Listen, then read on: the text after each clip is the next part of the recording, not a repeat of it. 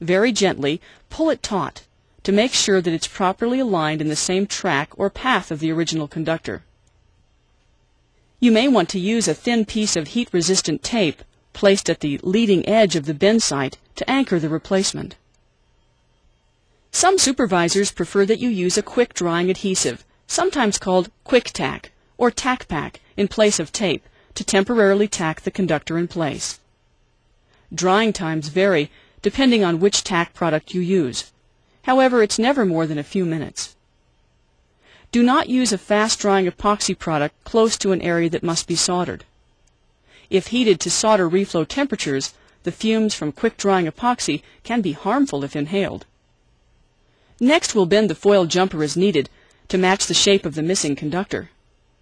Use 2 wooden or plastic sticks to help in making the bend. One stick holds the new jumper at the bend location, and the other stick forms the bend shape as needed. If you have a sharp corner and you're using a wide piece of foil jumper for the replacement circuit, you can make a fold at the bend. After you make the bend, tack the other side.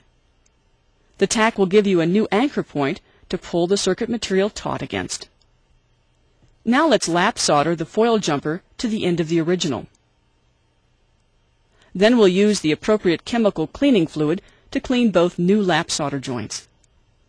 Before we apply an overbond to the foil jumper, make a continuity test of the repair. If you have used tape to tack the jumper at the bend, remove it carefully. If you yank it off, the fragile jumper material can stretch or break. Now let's overbond the entire repair. Once again, the overbond will act as a solder mask replacement and can be colored to match the board. When you have completed the overbond, cure the epoxy according to manufacturing instructions. Now let's evaluate the repair. Examine the alignment of the conductor, the lap solder joints, and the epoxy overbond.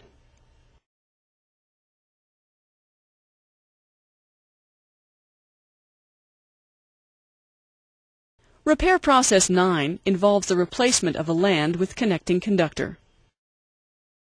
For this process, we'll be using dry adhesive-backed lands and conductors on frames.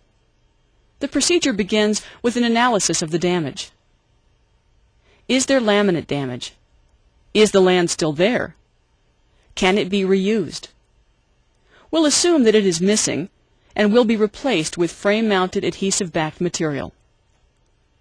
Let's move on to the actual work of replacing the land and its attached conductor. Begin with cleaning the area of the repair. Use a utility knife to scrape off any epoxy residue, contamination, solder masking, or loose board fibers from the board surface. Also, scrape off any solder mask from the end of the original circuitry. Then clean away the loose debris. Now we'll tin the end of the original conductor. After tinning, remember to clean with the appropriate fluid for the flux you used. Now let's select our replacement land in the same way we did before. If you can't match the original land exactly, make sure that the conductor widths are the same and select a replacement land that is larger than the original land. Go ahead and cut the replacement and its conductor out of the frame. Include plenty of conductor. Now trim the land to match the original. Measure enough conductor on the replacement frame so that it will replace the original conductor, including the necessary overlap of 2 to 3 times the width of the original. Next, we'll turn the land over to the back side and hold it in place with a piece of tape. On the conductor, where the lap solder joint will be made, carefully scrape away the adhesive and the brown oxide. Leave the bonding material on the new land and the rest of the conductor. You will use it to bond the land and the conductor to the board. Next, select and heat a bonding iron tip. Use heat-resistant tape to position the replacement land on the board. Make sure the new land is properly aligned and then bond the land to the board.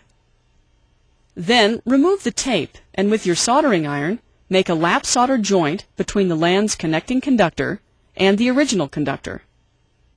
Next, clean the area again. After cleaning, conduct an electrical test on the repair. Next, let's get ready to overbond the solder joint. If the lap solder joint is very close to the land, put a piece of heat-resistant tape back over the top of the new land to prevent any excess epoxy from flowing down onto it. Now, overbond at the lap solder joint connection and cure the epoxy as per the manufacturer's instructions. The final process step for this repair is evaluation. Check the lap solder joint and your overbond cure.